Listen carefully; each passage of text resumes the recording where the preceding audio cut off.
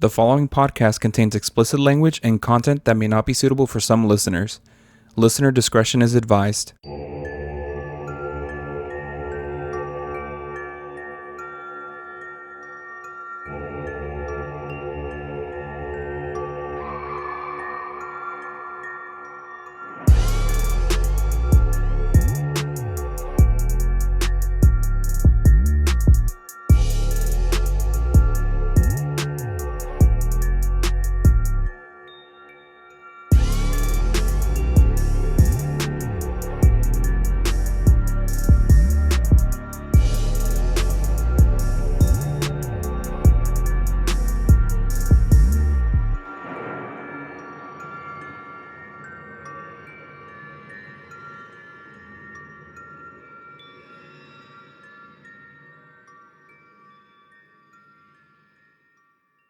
Hello. Hi, Welcome it's to the Halloween episode. Ooh, this should be coming out on Halloween if we did it right. Hey. Welcome to the Get Spooky podcast, where two funny dudes share paranormal stuff, true crime, and other scary things from around the world. I'm Kevin, And I'm Andrez. and I bet you think you got it. I don't know what I'm saying. I bet you know what we're dressed up as. I bet they don't know what we're But dressed up I bet you as. don't know. I'll tell you. I am Tanjiro if he was bald. And you? I'm a bag of hot Cheetos. Just regular? You can't see. Flaming hot Flaming Cheetos. hot Cheetos, yup. You can't see it. This is very uncomfortable to sit on the bed in. I feel very You might feel have like to take it off like halfway through the episode. girdled. I feel very girdled. So it's spooky season. Well, this is going to be coming out on the last day of spooky season. Mm-hmm. What's been going on? Dude, I feel like last episode, there was so much that changed literally within like 24 hours of recording that a lot of things, I felt like I was just like not in it. I don't know how to describe it. Why?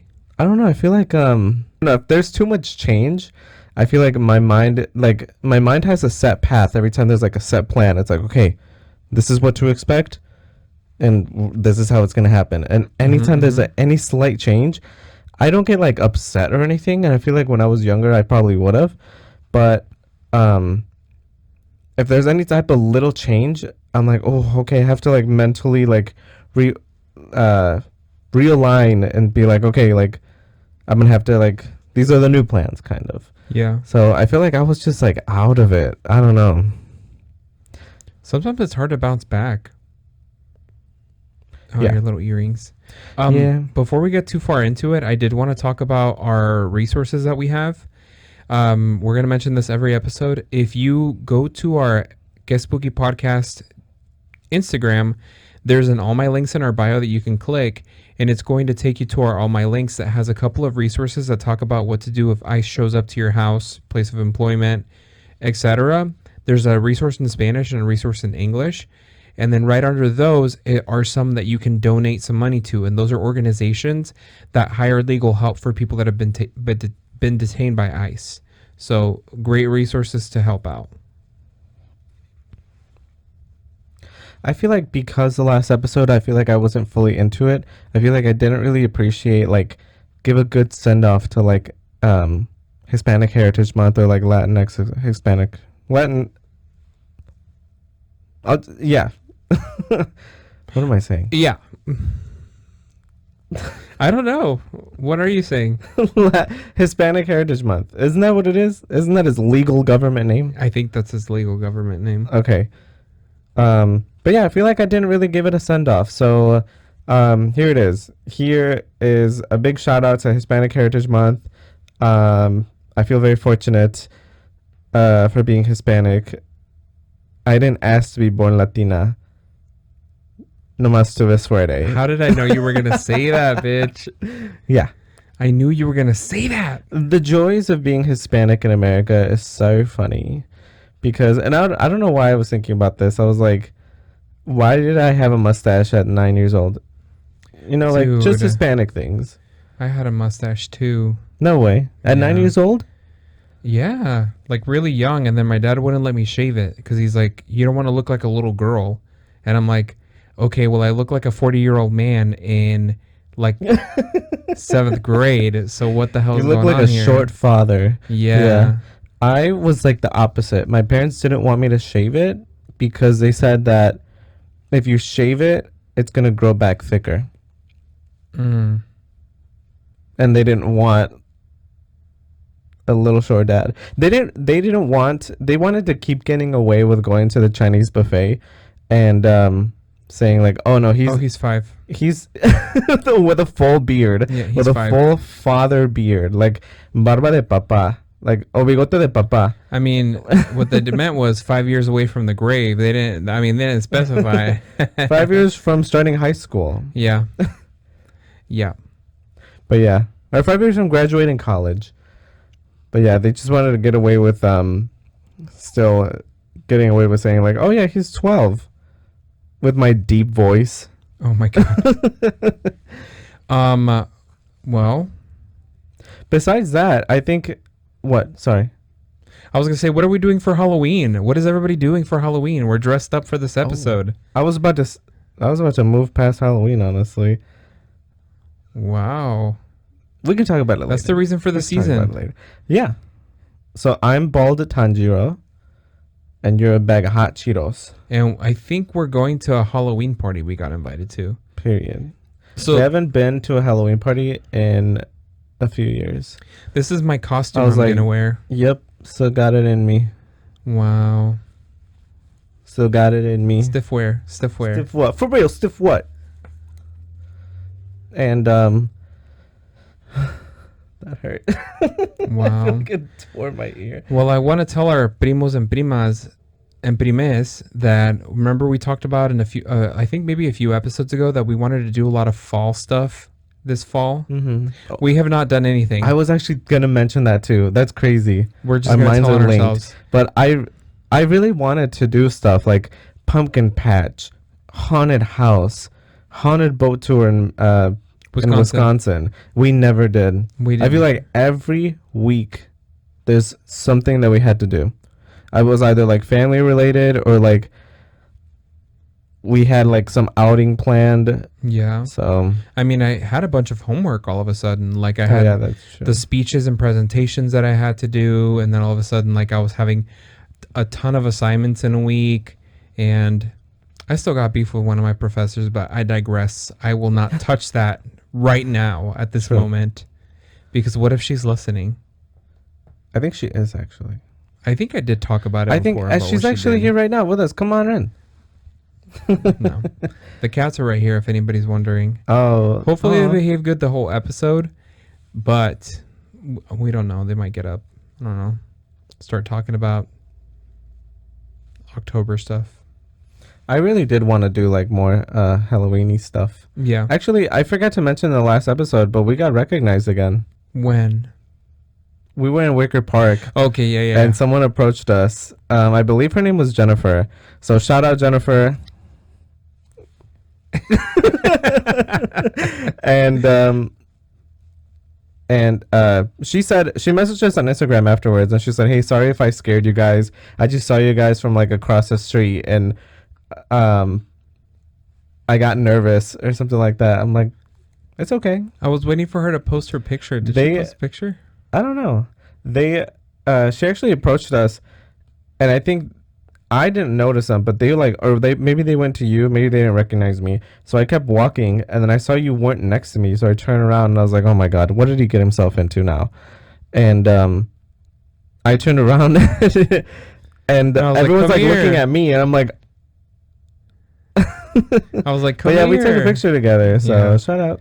I always feel bad because afterwards, like after we separate, I was like, dude, we weren't nice enough. Like, we didn't give them a hug, and we didn't talk about where they're going or what they're doing today or Yeah, anything. We that's kind of true. just like split up. But it's like every time that it's happened, it feels unexpected. Yeah, And so it's like, it kind of just catches us off guard. So that's true. And then afterwards, they just walked away, and I was like, "What are you guys doing?" well, maybe they had You plans. guys want to hang out? They had plans. They We had something to literally- do. We just went to Wicker Park just to like go to Wicker Park. I think we went to the farmers market. I think it was like the last day of the farmers market, like before it got really cold, because they only have it like during the summertime. And yeah, we went out to the market. We got an iced coffee. We were just walking around. But yeah, they walked away, and it's like, what are you guys doing? You guys want to get shawarma or something? I don't know. Wow. We recently just watched a scary movie. What movie? Shelby Oaks. Oh, Shelby Oaks. Oh my God, my eyes got so wide. Yeah. I forgot. What did you think? Actually, should we save it? For what? Let's give people Save time it to for watch what? it. We can just give our opinions and not give a synopsis. It was a solid 6. For me. I had high hopes for that movie, and I thought it was going to be better than it was. But I left that movie theater feeling a little underwhelmed. And it wasn't bad. Like, that's not, for me personally. I mean, I don't want to speak for you, but for me, I felt like it was a little underwhelming. I feel like the trailer had a lot of mentions that made it seem as if it was like some, like, influenced by Blair Witch, or influenced by like analog horror, which is like has like, I feel like it's having its resurgence, especially like online and like the online sphere. Not so much in like the movie sphere, I guess, but more like independent stuff. Like there's a lot of like analog horror, small projects. It is. And I think that works well when you're marketing towards like millennials. Because I feel like every generation, I mean, we talked about this after the movie, where I felt like every generation has like some type of specific horror that's specific for that generation. So for example, for Gen X, it was like summer camp stuff. So a lot of movies related to horror had to do with summer camp. Like, what's that one guy's name? Or like serial killers. Yeah, like Jason, or like Michael Myers, like summer camp and being a teen in the 70s. Whereas like, because millennials grew up with the internet, we were the generation that transitioned from no internet to internet in a very quick way. Whereas like anyone after us, they were born and the internet was just a part of regular life. There was no integration. So I think that's why a lot of analog horror, like digital, not like before digital media, more like tapes, cassettes, like to us, that's nostalgic. So to see it like in a horror setting where it's like the corrupted version of what we hold dearly, I guess, is scary. So I think that's what that type of energy that Shelby Oaks was giving, especially in the trailers. So for it to not deliver that was underwhelming. And that sounds like I'm saying I didn't like it because it wasn't what I wanted, but it was more like, I feel like it didn't fully know what it wanted from itself. Yeah, I would agree with that. So, and it wasn't bad. Like I said, it wasn't bad. But yeah, I would just give it like a solid 6 probably. What? Damn, you went in. Sorry. You had to give references. I really did. I feel like, because when we talked about it, I feel like my ideas weren't making sense. And I feel like it took me some time to be like, gather up my thoughts and be like, okay, what am I trying to say? Like, because I mean, sure, you can go on YouTube and look up like analog horror, and that's scary. Like, there's some good analog horror on YouTube too. There's like videos and stuff that are coming out, but I don't like that some of them use AI. Like, but neither here nor there. I will say that Skinamarink, that's the movie, sorry. Skinamarink did a really good job at like the way that it was filmed. It made it seem like it was like a like found footage style, like cassette, like recorded on a cassette or VCR or whatever. Or like kind of like a low resolution camera or something. Yes. I feel like for me personally, and it might just be a millennial thing, but I feel like that's scary. Yeah. And yeah, there's a lot of small projects. I'm sure you can go on YouTube and look up like, I don't know, something about found footage. I feel like it's scary. Yeah, because it seems real. Yes, that's it probably seems real. Yeah. So, but Do we want to jump in? I feel like we've given a good introduction.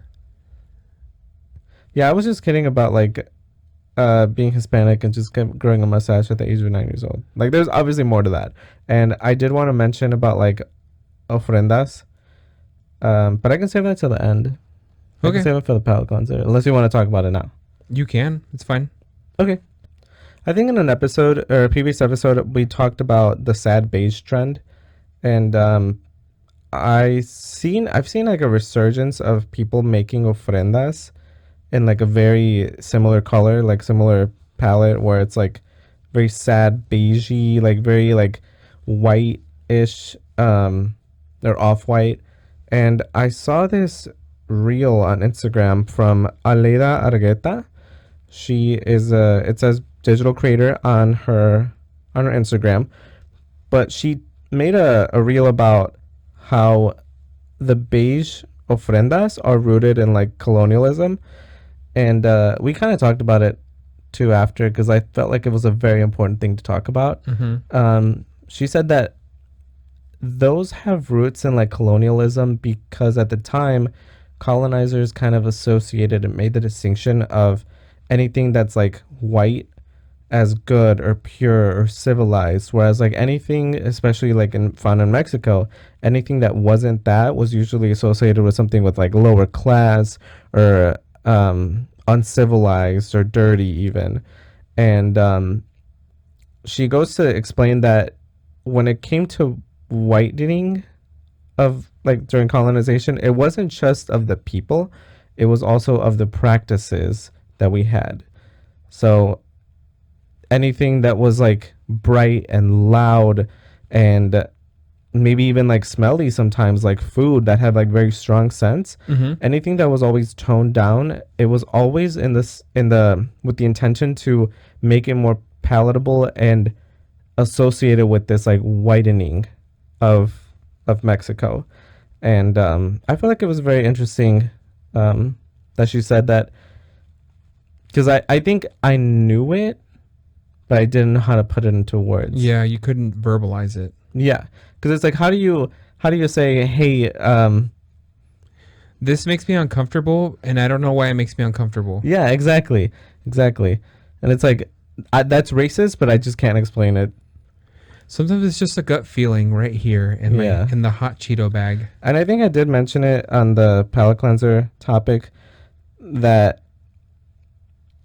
taking food, like especially like quote unquote ethnic food, to a work lunch thing, and people not eating it, I feel like is a form of like microaggression.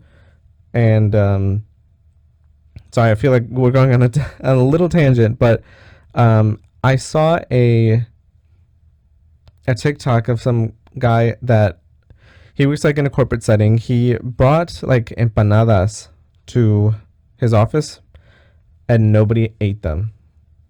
He said that he had to go home and like eat some, or like I think eventually someone did when someone saw him eating them, and they're like, "Oh, what is that?"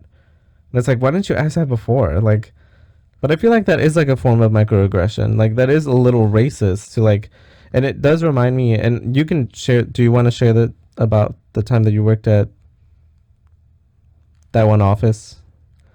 I'm not gonna say where, but you used to work in an office setting, and there was some employees that were Indian, and they bought. Yes. Okay. Yes. You want to yes, share that yes. story? Yeah. So we had like a potluck, and a lot of the people that were in a certain department were Indian, and they had brought biryani, and they brought samosas. They brought like different, cultural foods, and everybody was like, "What is that? Why does it smell like that?"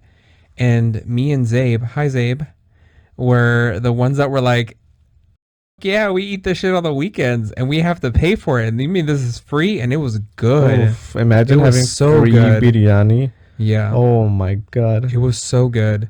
And there was some type of like tandoori chicken that was like kind of like barbecue tandoori chicken. Mm.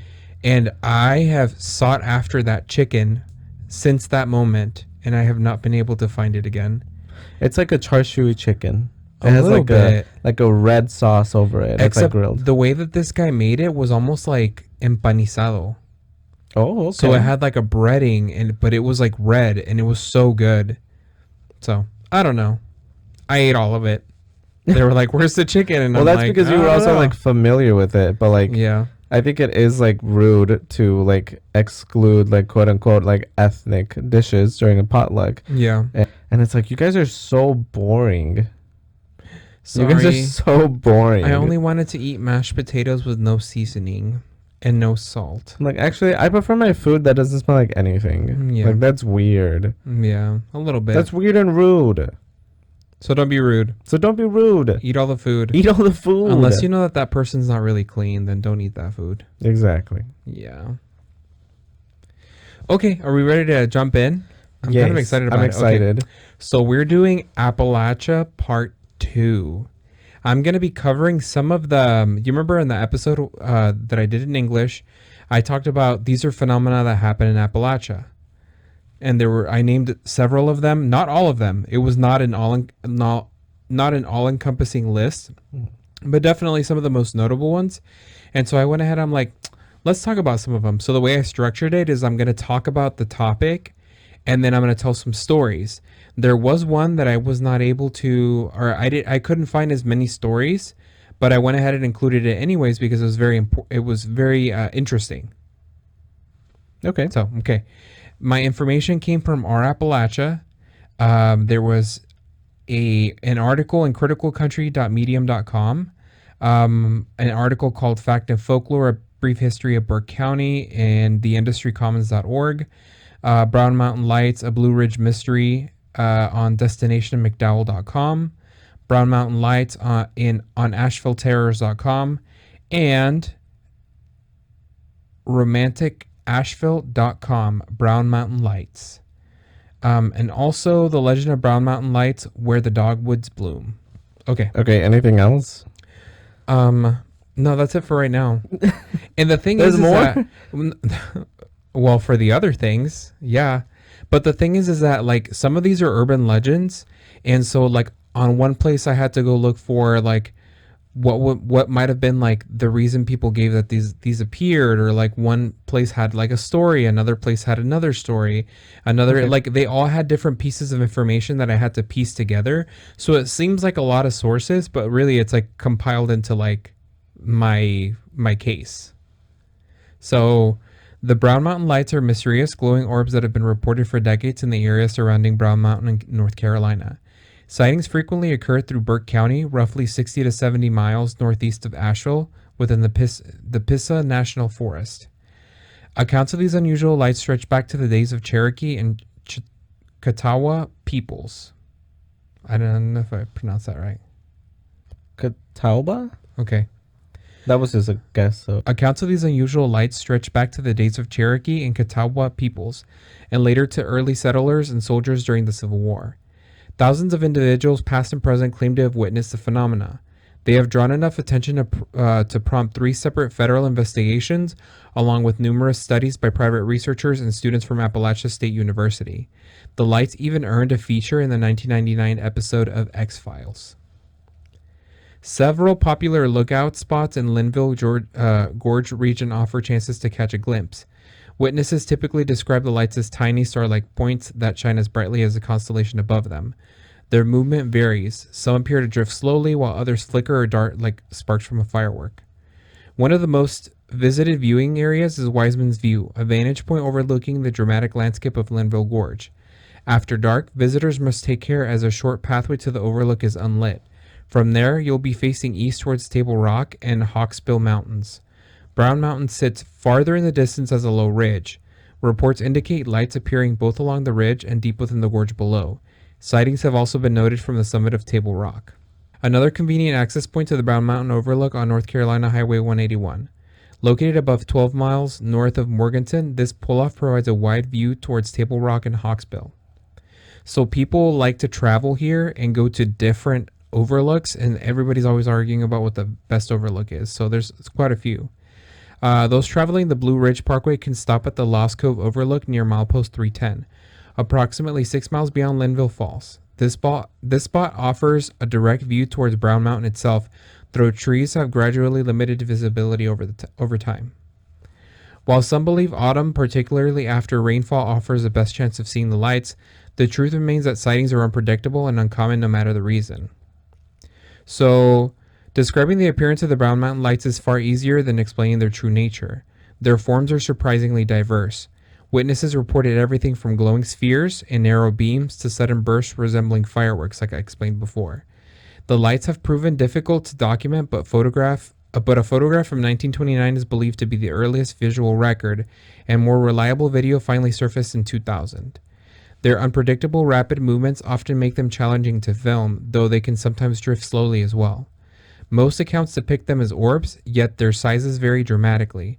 Some are no larger than a flame of a candle, while others resemble blazing balls of fire suspended in the sky, like the brujas that turn into balls of fire.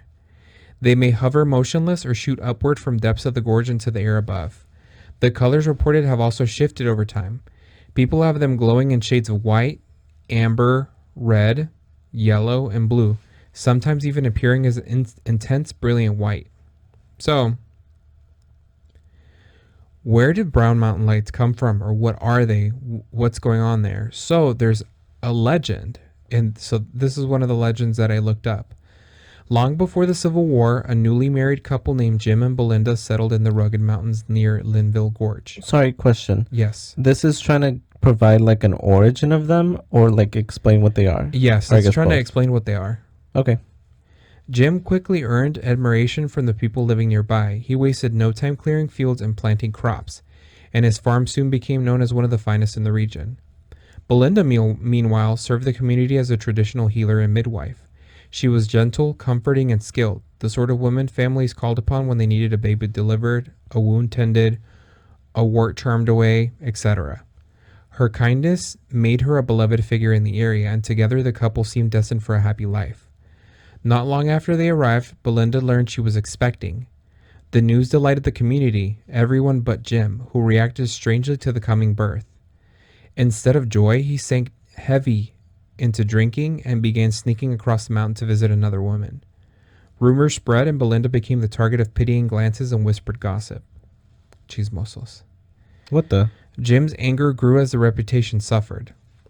Rather than taking responsibility for his choices, he lashed out at his wife behind closed doors.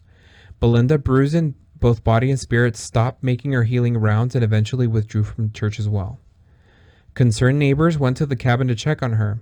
Jim, drunk and surly, told them Belinda had gone back to her family. Relieved at the thought of her escape, they left, hoping she was truly safe. Later that same evening, several people spotted Jim driving his wagon down the mountain road. They assumed he had gone to apologize, perhaps even to bring his wife home. When weeks passed without Jim or Belinda returning, the mood in the community changed from hopeful to worried. Eventually, neighbors returned to the cabin to investigate. The place was deserted except for dark stains on the floor that suggested something awful had happened. Alarmed, they searched the surrounding hills but found nothing as night began to fall. As they made their way through the gathering dusk, strange lights appeared above Brown Mountain. Night after night, the glowing spheres returned, drifting and darting over the valleys and ridgelines. People were enthralled and deeply unsettled. A group of local men finally decided to trace the lights to their source. Each time they drew close, the orbs shot off unpredictably into the dark. After hours of chasing, the men followed the lights into a steep ravine. There, hovering above a mound of stones, the orbs flickered like silent sentinels. The men dismantled the stone pile and uncovered a horrifying truth. The bodies of Belinda and her unborn baby laid underneath the rocks. To this day, mountain folklore claims that the Brown Mountain lights carry the weight of that tragedy, shining in the night as a reminder that hidden sins will one day be brought to light. What the? Yeah. So it's very interesting. So another legend is, in 1965, Ralph Leal, a former furniture salesman, released a book titled The Brown Mountain Lights, in which he described what he believed to be a close encounter in Linville Gorge. According to his account, one of the mysterious lights approached him, appearing as a hovering orb about 10 feet away. Leal wrote that glowing spheres seemed almost conscious, observing him intently. He described the object as roughly 10 to 12 feet in diameter, nearly perfectly round with a brown center that appeared more like a shape than a solid mass, reminiscent of an upright headless beetle. From both sides of the center, he claimed to see multiple arms or antenna-like extensions emerging. Leal further asserted that that being communicated with him, revealing that it originated from Venus and had traveled to Earth to safeguard humanity from annihilation. He said he was taken to Venus and returned 8 hours later, tasked with sharing what he had learned. Years later, in 1982, another eyewitness named Tommy Hunter reported a physical interaction with one light.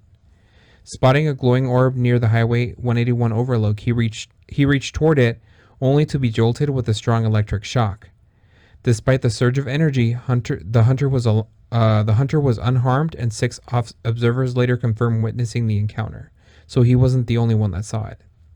Folklore surrounding the phenomena is abundant in the region. Some residents of the Blue Ridge Mountains believe the lights are fairies. Others insist that they represent the lanterns of the miners who died in the area long ago. So some other local legends hold that the lights are lanterns of Native American women, often Cherokee or Catawba, searching for lost hunters or warriors. Another version is the lights represents the ghost of an enslaved person or freed man searching the mountains for a lost master, or vice versa. Some attribute them to being spirits of settlers or Civil War soldiers. A further popular idea is that they are UFO or otherworldly phenomena, used to explain their mysterious erratic behavior. So it's like maybe they're spaceships. Honestly, that's kind of what my guess is. And can we go back a little bit? How this guy, he said he communicated with these lights or something, and yeah, it's a little alien. He's like, oh, he told me he's from Venus, and then he took me to his house for 8 hours. Like, what? I feel like those cases are the ones that I'm like the least willing to believe. This is not real, but it's very interesting because these are still out there today. Like they're still seen. So, no, yeah, I'm just thinking like what exactly what? And what? But it's always so funny to me when like someone has like some type of encounter and they're like, yeah, they talked to me. They said that they're from New Jersey and they're just visiting. Like, what are you talking about, girl? From New Jersey. Yeah. It's like, oh yeah, his name is Jimothy. He's from Venus. He took me to his house for 8 hours. Okay. Actually, they're Mexicans from Utah. Exactly. I don't want to say that because somebody's going to take offense to that, but I don't mean it offensively. What does that even mean? Oh, I thought you were just choosing like a random person and a random destination. That's what I did. That's exactly what I did. No, that's what I did. I was like, my name is Jimothy. I'm from New Jersey. Yeah. Like, okay. So I do have a personal story about the Brown Mountain Lights. Do you want to hear it? Okay. So this was from our Appalachia from user Double Mammoth 9947. I used to backpack in the early to late 80s, frequently in the Linville Gorge. This is a true story from that time. We went down the Shortfall Trail, me and 3 friends of mine who also backpack. It was warm. It was an October day.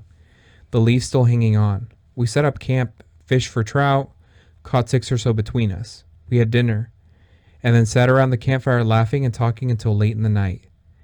The air had gotten cooler, mid to lower 40s.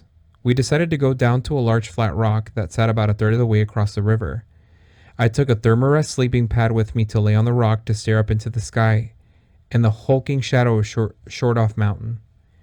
We had invited a friend from Robbinsville, North Carolina to come with us since he had never been down in a gorge and loved to fly fish. We were all laughing and laying on the rock in the river. It was about 1 a.m. Suddenly the guy from Robbinsville said, "What the hell is that?" pointing up to Short Off. We looked up. They were glowing orbs, seemingly lit from within, slowly descending the night sky, floating towards us. Nobody said a word. We were all staring up at the sheer walls of Short Off Massive and gasping. Our Robbinsville friend said, "Somebody must have kicked the campfire off the side of the mountain." We knew it wasn't a campfire, as the balls of light were falling as if they were parachuting, slowly meandering, not straight down. Back and forth across the river we were sitting. "That's the goddamn Brown Mountain Lights," my other friend said. "That ain't no dang campfire." As soon as they came to the top of the trees along the river, they blinked green and blue and slowly disappeared. We sat for close to an hour there, watching the balls of light of different sizes floating down. I was mesmerized at the hundreds of balls of light that fell that starry, cool evening. We went back to our campsite giddy with what we had just witnessed, talked about it for years. I had never actually believed in the lights. I grew up in the mountains surrounding Lenville Gorge. Been to Wiseman's View and the Brown Mountain Overlook on 181 many times from that time. I took my girlfriends there, but that early October night was the most amazing thing I had ever seen in my whole life. I'm serious, no BS. I've seen it. I do believe in the Brown Mountain lights to this day, whatever they are. If you ever saw what I did, you'll believe in them too. Whoa. Okay. So it was like weird that like the way he described it. He said meandering down. So it's not like lights like- going down. They're literally going like left and right, kind of. the way he described it. I don't know if you've ever played with these toys, but like they were more like popular back in like the late 90s, early 2000s. But they were like little toy soldiers that had a parachute, and you would throw them up. And whenever they would get to the top, the parachute would open, and they would just like swing like this. They wouldn't like glide down like how you wanted to. They would always like they were like the meandering. So that's Yes. kind of like when he said that, I pictured that little toy soldier, and I'm just like, oh shit, like that's very familiar. I'm curious Obviously, oh, sorry. I was gonna say, obviously, like the Brown Mountain lights aren't thought to be like evil or lead you to your death that I could find. So, but I thought they're still interesting because people report seeing balls of fire everywhere. Yeah. Thailand, Mexico, Europe, like these are things that are reported everywhere. So I just thought it was interesting. Yeah. I was thinking like maybe they're like because one of them described them that they looked like fire. So I'm thinking like, okay, that's weird that they said that they changed color. So I'm thinking like, okay, something that meanders like back and forth, something that changes color. And have you ever seen like, I guess my only point of reference is like movies where like if there's a fireball, there's always like it has a tail or like a trail. Yeah. This didn't say whether or not it had a trail. This looked to me like the way it was described, it was like orb-like. Yeah. So it wasn't like something was coming off of it. This was something like round. So I'm thinking like maybe it is something physical. Maybe it's not like ghosts. A Maybe little lightning bug. Oh no, I meant like UFOs. Oh. Okay, so my It might next have been story, Jimothy from New Jersey. It might have been Jimothy. So my next story is from our Appalachia user of the river. I'm from Burke County myself, so it was something that I had to try and see at least once. A friend and myself drove up to Wiseman's View on November evening about 10 years ago. We were able to take in some awesome pics and watch a spectacular sunset, then hung out to watch the lights. 2 to 3 hours went by, nothing. We decided to head back home. Coming back down 181, we pulled off on the Brown Mountain Overlook, decided to give it one more shot. We sat in the truck for about 30 minutes, then suddenly a light appeared in the sky out of nowhere. Way above the tree line, literally in the middle of the sky. There were stars in the backdrop, and this light was much, much closer and larger. It appeared, pulsated 3 to 4 times slowly over the next 30 seconds, and then slowly pulsated out of sight. My friend and I looked at each other in disbelief, eyes wide, mouths wide open, then absolute elation. We saw them. It didn't matter if anyone believed us. We saw the damn things. To this day, the absolute coolest phenomena I had ever had the chance to experience. That's really cool, actually. Yeah. That they're like, all right, let's go see them, and then they're like, oh, we didn't see them, and then they find on the way out, they're like, oh my god. Yeah. I noticed that in this one and in the previous story, they both overlook 181. Yes. So it's like that's the place to be. That's the place That to go. highway. Yep. If we want to see these, we have to go there. If anybody is in what state is this? North Carolina. If anyone is in North Carolina, I was gonna say New Jersey. Anyone in North Carolina, just go down 181 at 1 a.m. Do me a favor, and let us know if you see anything. Yeah. If you like have the time, like if it's not too much trouble. All right. The next story we have. Well, Okay. it's not a story. It's the next phenomena. Hold on, sorry. Going back to your story before we change topics, Oh my God, because I'm what? still on this. What? Because I'm like, okay, what is it? I'm like, I want answers. But she said specifically, they said, did she say she? They. I'll say they. They said that they saw the lights pulsate slowly over 30 seconds, then pulsate out of sight. So again, it's not like fire. It's not like fire that is like bright, like this, like bright and then dim, bright and then dim and then disappeared. Mm-hmm. So I'm like, I don't know, maybe UFO. Moving on. maybe. Oh, thank you. No, you did it. Maybe that's what we need. I feel like you're trying to justify it to yourself, but it's like, okay, you think it's a UFO. You don't have to keep justifying it. You've already said it. Exactly. Yeah. It's like you're like trying to convince me, but I'm like, baby, I'm already convinced. I'm trying to convince myself at this point, Yeah. honestly. I'm like, what is it? Yeah. Okay, so the next interesting phenomena in Appalachia is the Moonite people. I sort of mentioned them. So my information that I got this from was website atlasobscura.com, who were the mysterious Moonite people of Appalachia, and also Wikipedia Moonite people. For generations, the legend of the Moonite people has echoed through the Appalachian Mountains. It is the kind of story that lingers in the dark just beyond the campfire light. According to the old tales, a strange group of nocturnal people lived in the hills long before the Cherokee arrived. The Cherokee were said to have driven them away during a great battle of Fort Mountain. The story claims that the moon was shining too brightly that night, and the mysterious Moonite people could not fight because of the glow. Visitors so travel to Fort Mountain State Park hoping to learn more about the legend. There is a massive ancient stone wall on the mountain. Archaeologists believe the wall could be as old as 1,500 years, yet no one truly knows who built it or why. For believers, this wall is a silent clue left behind by the Moonite people. More pieces of the mystery appear miles away in Murphy, North Carolina. There, inside a local museum, stands a 3-foot-tall stone statue discovered in the 1840s.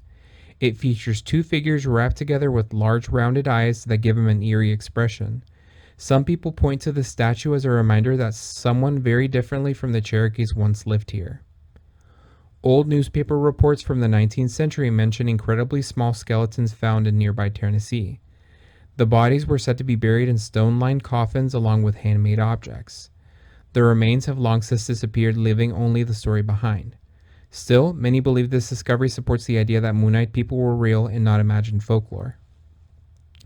Even so, many locals will tell you the legend is simply something passed down through the years. A spooky story grandmothers used to whisper about mysterious people who only come out at night. Interestingly, the first written version of the legend came from European settlers, not from the Cherokee themselves. These writers repeated the claims that the Cherokee drove out an earlier race, but they offered very few details from the true Cherokee tradition. European colonists became fascinated with the legend and began to fill in the gaps with wild ideas. Some insisted the Moonite people were descendants of pale-skinned people from Central America. Others swore that they were Welsh explorers who crossed the ocean in 12th century long before Columbus, but that idea was popular among the colonists because obviously it was white people discovered it first. They were like, oh yeah, we were here first. So it's like not a lot of merit is given to that theory. Mm-hmm. There's another explanation that sounds less mysterious but still very human. In the 1700s, Welsh miners worked throughout the mountains. They spent long hours underground, their eyes adjusting to the darkness. According to this version of the story, the Cherokee called them Moonite people because they saw well at night and avoided sunlight. This interpretation removes the supernatural but leaves behind a fascinating cultural misunderstanding. That is not the only version, though. Some Cherokee stories speak of little people living in the forest. These beings look like the Cherokee yet behave much like trickster spirits found in fairy tales across the world. They can be kind, but they can also be dangerous if disrespected.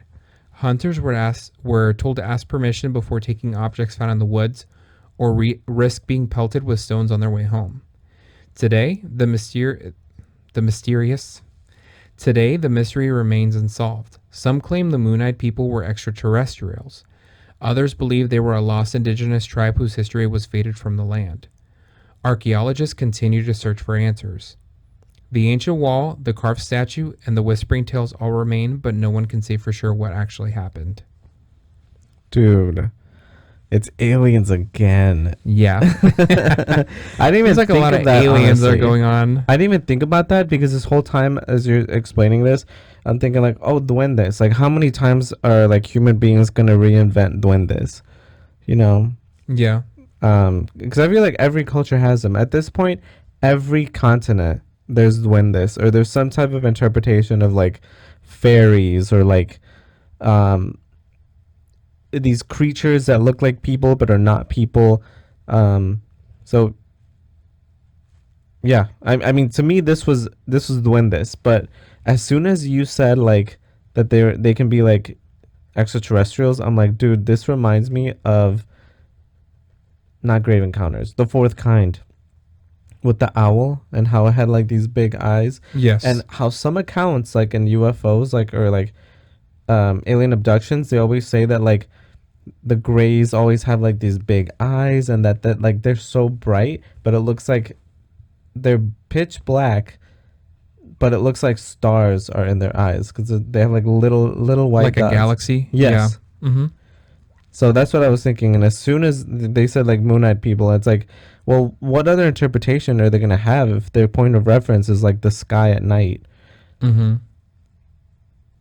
Because looking up at the sky at night, they're like, oh, that looks like if they see those other people, the moon-eyed people, and they see that in their eyes, they're like, oh, that reminds me of the night sky. Mm-hmm. Dude, aliens. It's always been. Yeah. So the first story that I have is from our Appalachia.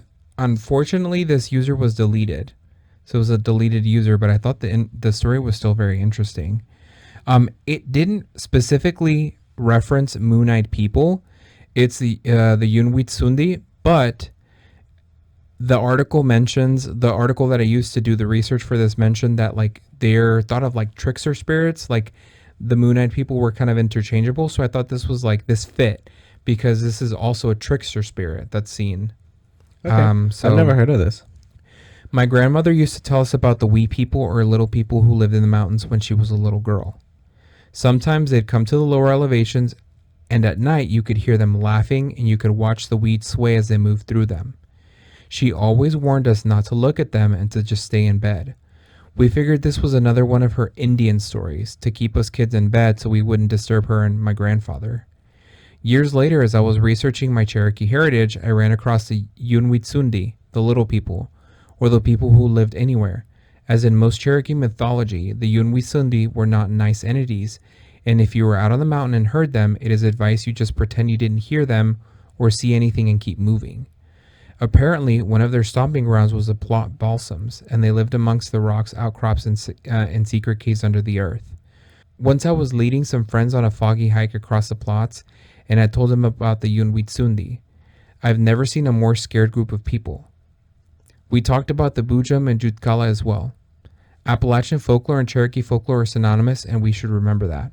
Whoa. I thought this was interesting because she was talking about how like you pretend that you don't see them and you don't hear them. Mm-hmm. And I was actually going to do an Appalachia part 3 to talk about the rules of what you're not supposed to do in Appalachia.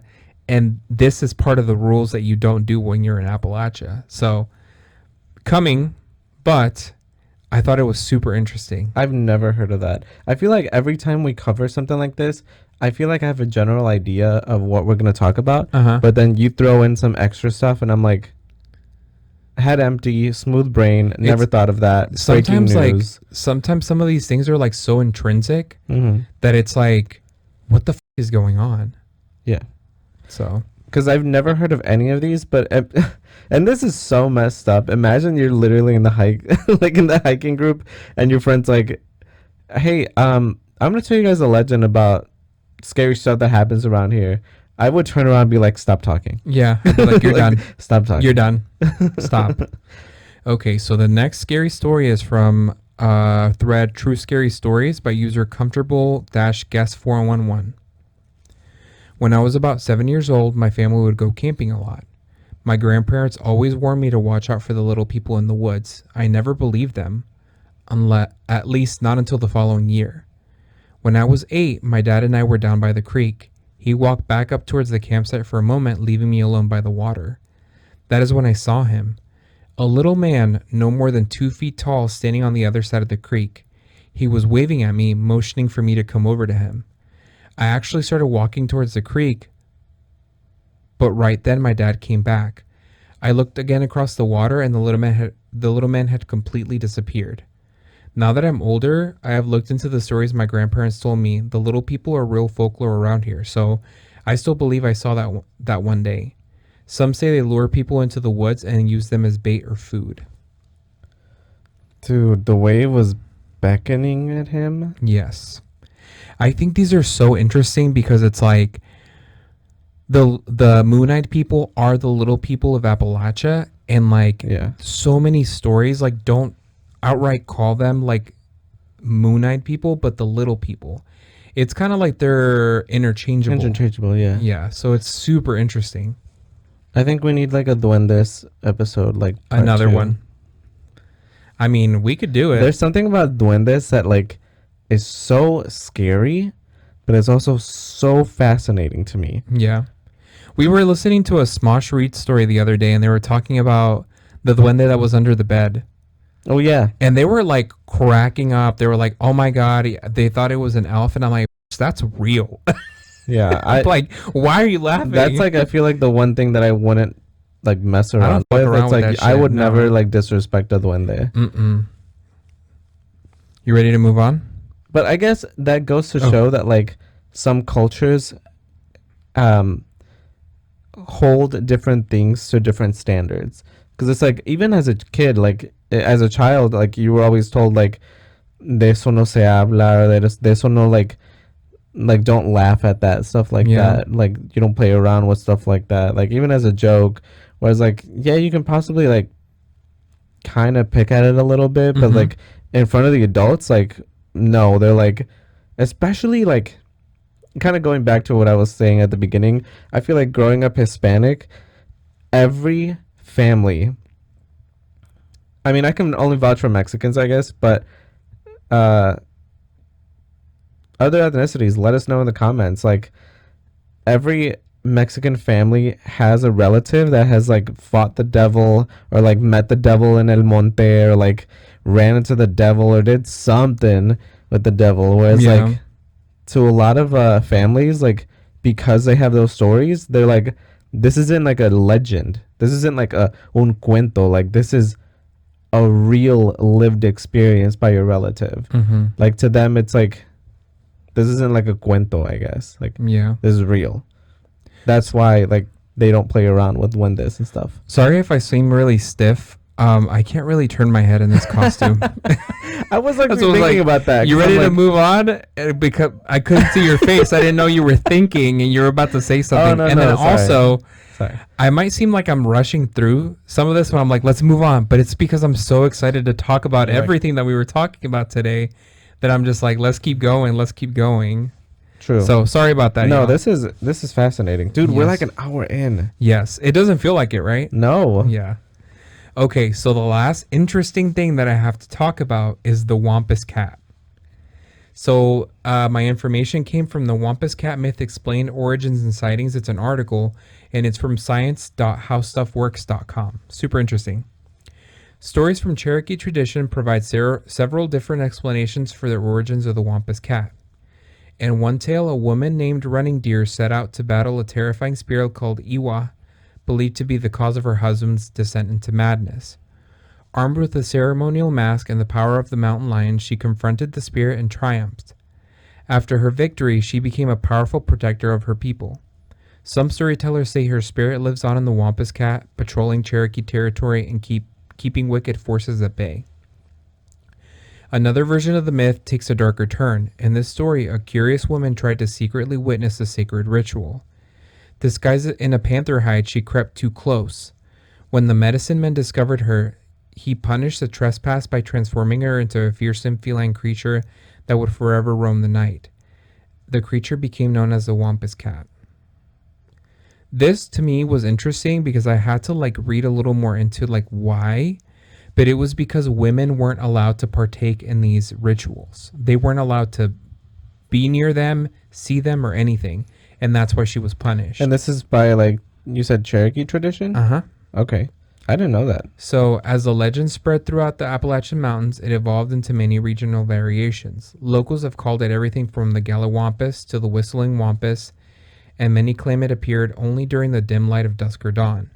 In mountain folklore, the creature is frequently described as the result of a curse placed upon a woman accused of disobedience, magic, or witchcraft.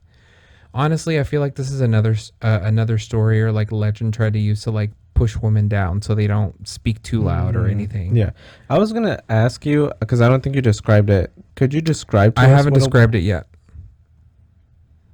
It's coming. My apologies. Yes. I'll never speak again. Folklorists also believe that as settlers arrived, European myths of shapeshifting Why can't Say that one more time. It reminds me of that one time we did the. I don't know what we were recording, but I said. Yeah, you just couldn't get the word out. You're like, and then you stopped talking. I was like, And you're like, I'm leaving that in. I don't think I did. Really? I don't remember. I think you left it in. I think you told me No, you I left think it I in did. and you Yeah, left it in. I think I did. Okay. Anything that you mess up on, I leave in. Anything that I mess up You on, clean it up. I'm like, I know how to speak. so clean. I was like, you want to get that clean? Don't have to. Folklorists also believe that as settlers arrived, European myths of shape-shifting witches and supernatural felines blended with older native stories, creating their creatures known across the region as the Wampus cat. Every so often, newspaper clippings from the early 20th century tell of mysterious sightings and some connected to the Wampus cat. One report described a monstrous animal prowling near a Tennessee ridge. Others linked the beast to unexplained livestock attacks in rural communities, where dogs, pigs, and farm animals were found mutilated. Although these accounts stirred fear and speculation, none provided solid physical evidence of the legendary predator. Some people who claim to have seen the Wampus cat often talk about a massive, intimidating animal with a face similar to a bobcat, but possessing unsettlingly human-like qualities. Glowing golden eyes are typically the most striking feature, cutting through the darkness as the creature stalks mountains. I think that's the version I know. Yeah. That the version I'm familiar with. That it is. Sorry, not to like throw you off, but the version that I'm familiar with is that it is a shapeshifter, but the way that you can find out who, like what person is the Wampus, is by looking at their eyes long enough so that they'll eventually like look yellowish or gold. Ooh. So descriptions vary. Some insist it has a typical four-legged body covered in tangled dark fur, while others swear it moves on 6 legs or appears as an eerie blend of cat and dog. Reports almost always involve deep woods or remote wilderness. Hello? Would you look at me like that? She's like, you're describing me. Anyways, she's a Wampus. Let's see, where was I? Reports almost always involve deep woods or remote wilderness, and witnesses describe a chilling sensation of being watched before the creature appears. This is something I hear over and over again in the stories, or in the Wampus cat, like the feeling of being watched. Legends give the Wampus cat an array of supernatural skills. Its unearthly scream is said to echo across the mountains, a high-pitched warning or a lure to draw prey closer. Many believe it moves with impossible speed and near-perfect stealth, making it nearly invisible among trees and brush. Some versions of the folklore claim the creature can shift its form or vanish from sight altogether. These abilities make the Wampus cat not only feared, but also nearly impossible to hunt, track, or fully understand. I found a very interesting, tiny story. Wampus cat, the beast that terrorizes Appalachia, from Cryptid Crossing YouTube channel. Okay. In the fall of 1964, a hunter was tracking with his dogs when suddenly they began to whine and bolted into the darkness. An overwhelming stench filled the air, something like a mix of wet animal and decay. Then, through the trees, he saw something impossible, a huge feline figure, larger than any mountain lion he'd ever seen, standing upright on 2 legs. The creature's yellow eyes locked onto him for a brief moment before it vanished into the night with supernatural speed, leaving behind only deep claw marks on the surrounding trees as evidence of its presence. And that is just one of countless encounters with the fearsome Wampus cat. Whoa. Creepy. Creepy, creepy. These stories of the Wampus cat were very hard to find online and on YouTube videos. I was very hard pressed listening to videos and stuff, trying to find stories because It's not. They're word of mouth. Like they're Yeah. told a lot in the region, but they're not very like They're not written down or they're anything. not written down or dispersed like to like the gen pop around the rest of the United States.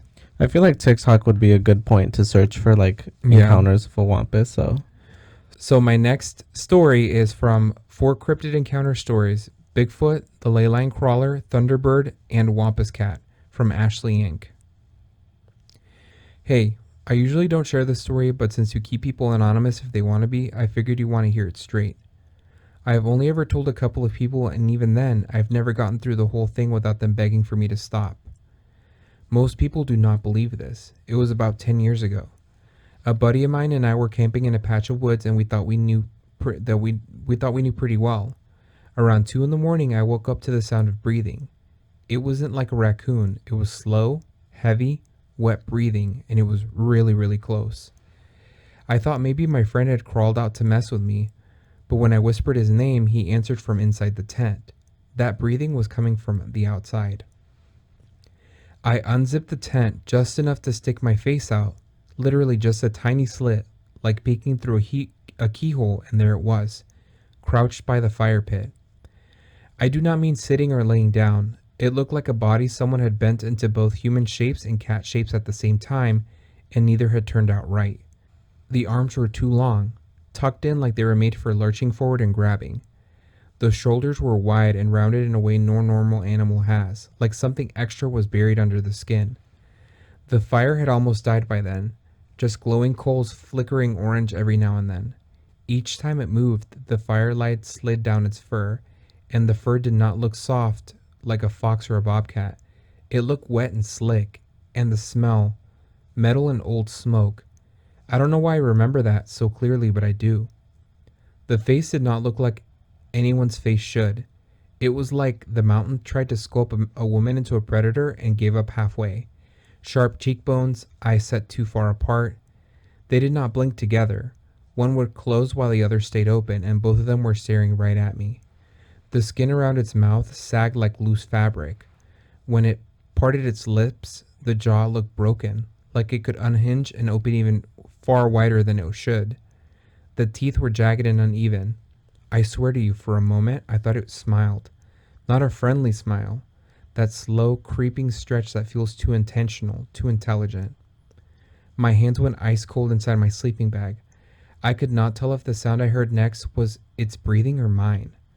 I tried to pull the zipper back up, but noticed my fingers were shaking, and I was terrified to make a sound. It noticed me, I know it did. Its head turned slowly until those shifting yellow-green eyes were locked onto mine again. Then I heard a voice, my mother's voice, calling my name from outside the tent. My mother had been dead for years. At first it sounded soft, almost gentle, then angry, furious. My friend heard it too. He grabbed my arm so hard his nails broke my skin. We did not move until sunrise. When daylight finally came, the fire pit was destroyed. Stones thrown around like toys. My backpack was gone. We found it 3 days later hanging 40 feet up in a tree. Everything inside was still there, except my hunting knife. I have camped since then, but never there and never will again. Here's what I tell the few people I trust with this story. The Wampus cat does not just watch you, it learns you. It takes the voices of the ones you love, it digs through your memories and uses them to lure you out. I honestly believe that is why some people go missing out there. No tracks, no signs. They just follow something familiar into the dark, and then it never lets them go. You can choose whether to share this or not, but I promise you it really happened, and it's 100% true. Whoa. Okay. I'm scared. I feel like this would be a good explanation as to why this region has like the notoriety of people going Notoriety. missing. No. I feel like I've done this before. Well, I just mispronounced something and you correct Notoriety. me and I'm like, What did I say that one time somebody was like, oh, he says it wrong just like my boyfriend. What did I say? Posthumously? oh yeah. I think Yeah. I've You better believe I say that word right now. Don't care. English isn't my first language, and that is my excuse. I'm sticking. Same. But I mean, I say homage, and I'm like, I don't care. Homage. But you understood me. Yeah. Dude, this Cheeto bag is really hot, and I'm sweating under here. Okay, we'll wrap up soon. Okay. But what I was gonna mention about this story was very unnerving, and I mean, yeah, I mispronounced the word, but notoriety. Notoriety? Don't care. That maybe that's why this region has that notoriety. Yeah. Or the Moonite people? Or the Moonite people. Or the Brown Mountain Lights? Yeah, but those aren't dangerous. They seem kind of cute. They seem kind of nice. They were tame compared to the other stories. They were the most tame of this Yeah. whole thing, actually. I mean, honestly, though, it reminds me of Bruja Lights from Mexico. Yes, So that's true. I don't trust the Brown Mountain Lights. I don't care what anybody says. I think the Wampus was definitely like the scariest part of this. Hell yeah. Because I'm like, what is it? And I think doesn't it have an association with water? Like rivers? Yeah, That it if said to it appear feels close like if to a it's- river. Like if it feels like it's being hunted, it will literally like jump into a river and disappear. Yeah. But also, like I said, people think that it can go invisible. Like it can turn itself invisible. So, I mean, it really just depends on like the region, the regional variant of the story and whatever. So, but I thought this was so interesting. And that last one was scary. Hell yeah. It was like imitating a voice. And I mean, I feel like Appalachia has that idea Mm-hmm. that it's such a common occurrence where people say like, oh, I've heard voices, and you're supposed to ignore them. Yeah. So that's crazy. That was scary. Well, anyways, that's all I got. That's part 3. Part 2? This is part 2. Part 2. There's going to be a part 3. Thank you. I'm looking forward to it. Hell yeah. So, Like like this video if you want to see part 3. I don't know. But really, you should like it. Like and comment. You don't know how much it helps us. Thanks. now, podcast pets. Oh, okay. Yeah. So our primo Christian B sent us his 2 beautiful little Shiba Inus. They have a little black one and a little white one. The black one's his son and is named Picasso Diego. Should I be saying the last name? Maybe initial. The black one, his son, is Picasso Diego. Last name for long, and Picasso for short. The tan daughter is Akari. And I thought this was really funny because when they initially sent the email, he said frita, like fried, but then his wife corrected him and was like Frida, not frita, or Akari for short. That's her government issued name. Hell yeah. Next, our prima Catherine. Wait, sorry, hold on. You said those were Shiba Inus, right? Yes. I think you did not show me those pictures. What the hell? No, they were just for me. Sorry.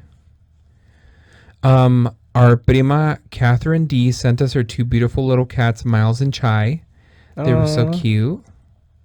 Chai is such a cute name. I know. I love it. Are you able to edit pictures onto the video? Can you do that yet? Are we at that level? But I don't know if they would want us to share them. Oh. Well, let me show you a picture of my coworker's dog before her haircut. I don't know where you're going to put the picture. It's on my hand. It's levitating. And then now after the haircut. Okay. We're testing it out. We're testing it out. Okay. If this doesn't work, this is going to be so crazy. Yeah. Her name's Emerson. So, but anyways, Claudia L sent us a picture of her wiener. Thank you. Dog. We don't usually accept those. Yeah. She used that joke on me. Her name is Camila and she's 4 years old. She's super adorable. Camila kind of has a sad story. And I don't know if she didn't specify whether I was allowed to say this or not, but the previous owner moved from Russia to Sacramento, California because of an abusive ex-partner.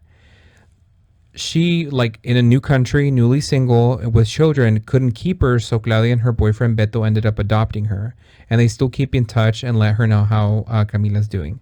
So that was so cute. Dude, your dog speaks Russian. Hell yeah. Say "Я люблю тебя." Our prima Maria Z sent us her beautiful little dog Cuco. He looks like a little Yorkie. Also, she tells us that if she's not careful and leaves a queso fresco out, he jumps on that table and eats it. He's a queso fresco bandit. Dude, I think it's so funny how some like animals sometimes have like preferences for food. Like Yeah. we've talked before about how Leo loves bread. Like we would, I don't know what's we wrong with could him. not leave any type of bread out because he would eat the crust, specifically the crust. Yeah. He doesn't care about the inside, like the soft part. It's He cares about the crust. I read that the cats like the smell of the yeast. So any bread that's like risen or like risen with Yeasty. yeast, yeah, that's like yeasty, they really like it. Risen. Yeah. He's risen. Oh my god. Jesus. But Benito actually, like one of the cats in the house, he likes straws. Yeah, he loves straws. The other day I left He's the one that swallowed Jesus. he is the one that swallowed Jesus and he had to get surgery. Yeah, he had surgery to get him removed. But I left like a Portillo's cup downstairs or something with a straw. Mhm. And the next morning I didn't realize it because my mom saw it, but he had tipped it over because he was trying to drink out of the straw or something like that. I'm What like, the hell? girl, what? But yeah, he loves straws. He's a Wampus cat. But He shapeshifts. Cuco loves queso fresco, which I think is so cute. Yeah. Sorry. continue. So next, our prima Carla sent us her two beautiful dogs, Nelly and Camilla. So shout out to Nelly and Camilla. Aw. And then lastly, our prima Alexa sent us her beautiful little dog, Luca. Thank you guys so much for sending in your pets. We love looking at the pets, and one day we will figure out how to put them on screen for you. I mean, I can not do it. It's just a today. matter of like if we're allowed to. And one day maybe Andres will let me see them. Yeah. I guess the thing for me is sometimes it's hard whenever they're coming in through like, it's easier if they're email, but if they're coming in through Instagram messages, sometimes I'm like, oh, I forgot to download the pictures, and then also be able to remember which is which after, because we get so many in like before we record the next episode. That's true. So it's like, I guess like being more organized with like keeping the names of the pets, who sent them, and then the pictures. And I feel like once we figure that out, we'll be able to put them on screen. We'll get our life together. We're going to get our eventually. shit together. Anyways, so what do we have for the actual palate cleanser? Okay, did you know that the rapture happened? Is that why I've been so at peace the last couple of weeks? That's why half of my neighborhood is gone. And And I'm here. The annoying ones left. But yeah, there was a rumor going around that there was going to be the rapture, and people were. It's kind of sad, to be honest. Like, some people were very convinced that it was going to happen on this specific day, and there was people on TikTok saying, like, some people were like, "Oh, I haven't gone to the bathroom all day because I don't want to miss it. I don't want to be like on a toilet when it happens." Things like that. Or some people have said like they sold their house. For 10K? I wrote it down because I was like, that's crazy. Someone sold their house for $10,000. I needed that. That should have been me. That should have been us. That should have been us. God, I see what you do for others. Do it for me. Do it for me too. Yeah. But there was some people that were like, I don't know, like telling their kids about it too, and they were like so happy about it, and when it finally didn't happen, they're like silent. It's like, that's okay. And the rapture isn't even like a thing in the Bible. No. It's literally like something somebody made up. I remember that book series Left Behind. I think that's where it maybe originated from. I don't think so. I made that up. I think you did. See how easy it was? I remember being in middle school and high school and people being like, oh my God, you have to read the Left Behind, but for kids. You have to. That's because you went to a school in the South. I did go to school in the South. That was terrible. That was terrible. Okay, so this reminded me. I saw a TikTok about this. It was someone said white guys need to get back into the garage and write music like this again, and it was like Meant to Live by Switchfoot. Oh my god. Did you see that? Yes. Oh my god. And she made like a series. She made several of those types of videos where it's like white boys need to get back in the garage and start making this type of music again. But to be honest, music doesn't hit like that anymore. Oh no, it doesn't. And I mean, the music that's coming out now, it's not bad, but it's different. It's different. It's definitely like our generation has had its moment and it's moved on. Yeah. So I feel like such a boomer every time I say stuff like that, but I'm like, girl, I swear it's different. I just can't describe it. Someone in the comments was like, they need to get off the podcast and get back into the garage. oh my god, I saw that comment. And I'm like, dude, that's us. Yeah. No, we just don't kidding. make music though. I'm not musically inclined. I can Me barely neither. talk. Obviously, can't even say some words. Homage. Homage and notoriety or whatever. What I say? Onomatopoeia. Okay. Ever since the listeners found out that I speak French, I keep getting videos sent of the video of the guy singing La Vaca in French. Dude, my cousin Anna sent me that. I was Oh like, my god. That's funny. it was funny, but it's like I've gotten several of those. And Wow, I get it. You guys. guys wouldn't know, but Let him rest. it was just funny. I was like, this is this is my mark on the internet. Yeah, that you speak French. Yeah, and it if you guys follow us on TikTok, we posted a TikTok a while back of someone going into the Paris catacombs, and I said like, I kind of stitched it and said like, please do not go into the Paris catacombs. Like a lot of it is unmarked and it's dangerous. Some of them are flooded. It's dangerous. People go missing there. Do not go. It's dangerous. It's dangerous. Someone literally commented saying, shut up. What do you mean? Okay. You were so upset about it. Because And it I was just so like, unnecessary. I was like, okay. sometimes you can just scroll away and not comment on stuff. Someone, I actually made like another TikTok on like just my account Mm-hmm. that I got another parking ticket. And I was like, I feel like I'm funding the city of Chicago. And someone commented saying, have you tried not parking illegally? I bet you're fun at parties, huh? It's like, oh my God, I didn't consider that. I Thank never you. thought about it. Never thought of that. Thought never crossed my mind. Like that was never, that's so crazy. But you know what? The haters keep me alive. Sometimes I get a little rage baited, sipping and then I that was like, you know what? Haterade. I feel really beautiful now because I had my little, I had my little anger moment, and then I got over it, and I feel like such a better person for being rage baited and then working through it emotionally, and then coming out on the other end. Dude, you're so brave. I know. Sipping on that haterade is so 2011. Oh my god, literally. What else you got? Two more things. One of them is I miss being drunk at the bar and running away from my friends. Why did I write that? Why did I write that? Were you drunk when you In wrote a moment that? of weakness, I wrote that. Why did you do that? Because it was fun, okay? You wanted to be the center of attention. No, it didn't happen all the time. But like, I feel like it's because for a while, like when I was 21 at the bar legally, I feel like I always had to take care of my friends. Mm-hmm. And it got to the point where like maybe I just started hanging out with like different people, or like friend group changed where I didn't have to be the responsible person taking care of them. So I was like, you know what? I'm going to do what they did to me. Because there was one friend in particular, I'm just going to say it, Cody.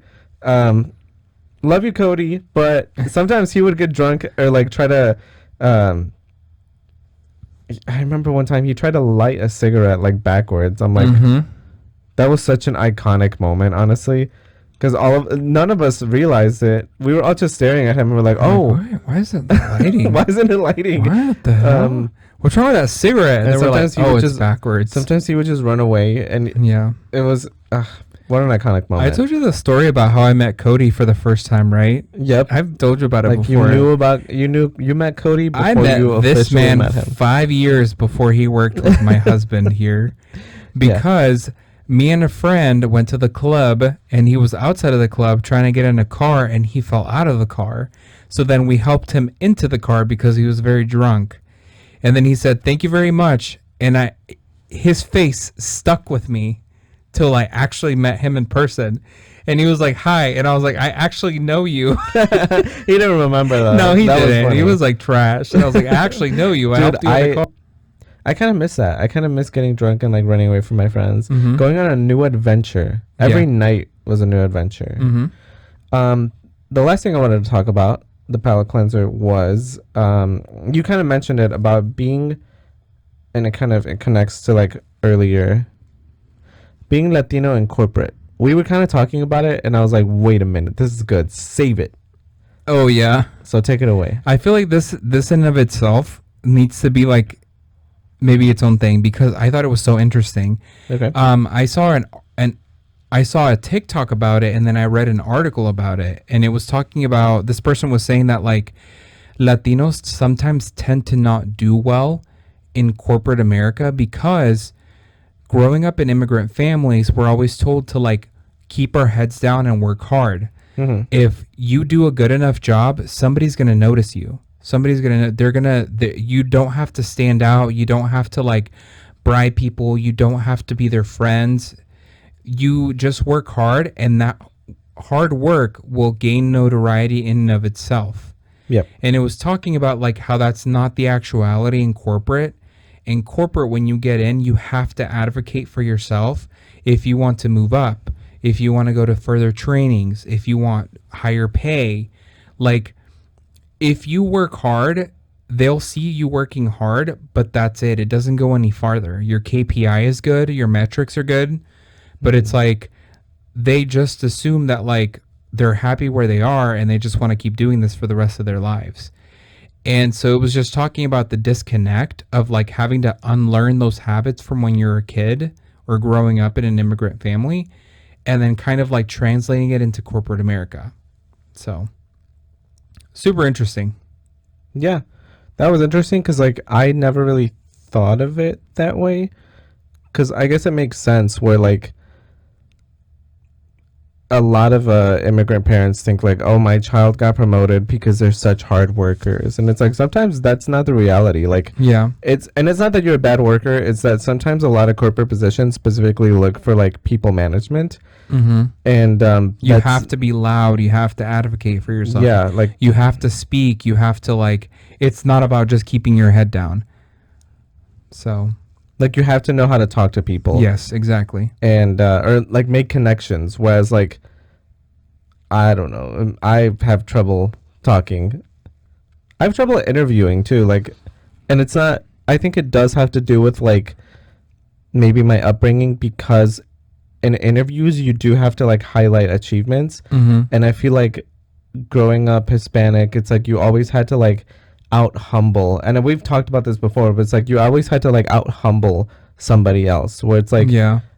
like if you have a new truck and it's like, oh no, Oh, that this is nothing, like, oh, it's sorry, I was going to say that's another part of it that the article was talking about, that we're Mhm. always told to like stay humble and not be presumidos. yeah, That you shouldn't talk about yourself like in such a like high esteem, because you come off as being presumido or like creído or whatever it is. So Yeah. that was another, I actually just completely forgot about that point until you were talking about it. And it's like, yeah, that's kind of like another facet of what it was talking about. I think that's primarily why I'm really bad at interviews, Yeah. because of that idea where it's like I was never really put in a situation besides like in a corporate setting where I had to remember my big achievements or something Mhm. like that, where it's like, Because you're constantly asked, like, Mhm. they're like, what was your biggest achievement? Like, what was your KPI last quarter? Or like, what process improvement? They're always asking you questions about like,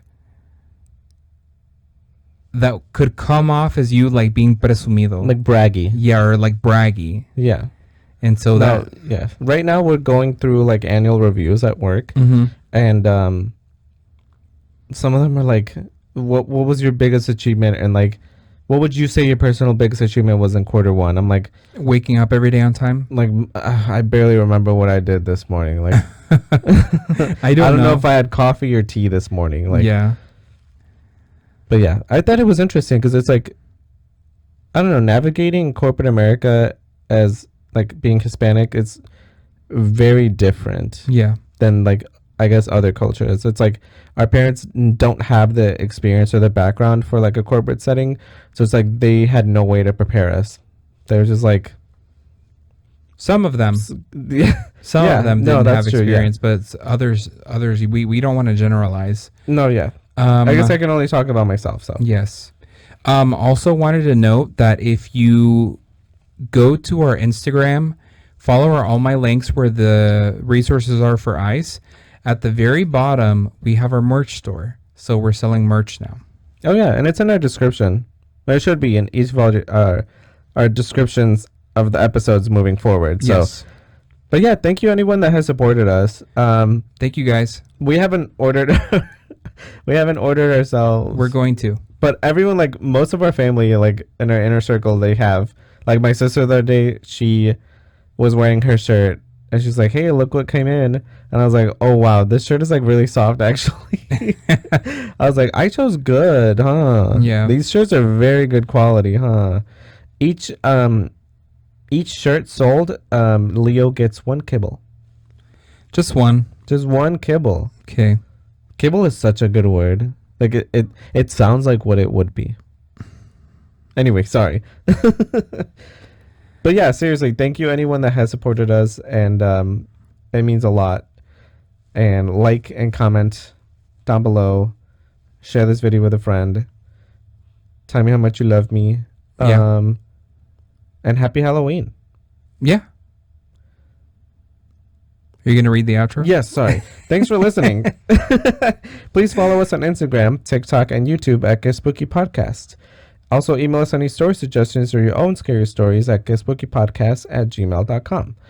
Special thanks to Taylor Turner for the artwork, Kyle Fields for the intro music, and Leonardo for the logo redesign. And don't forget to tell someone you love how much they mean to you. And happy Halloween. Happy Halloween. Bye. Do like that. Do like that. Bye. Bye.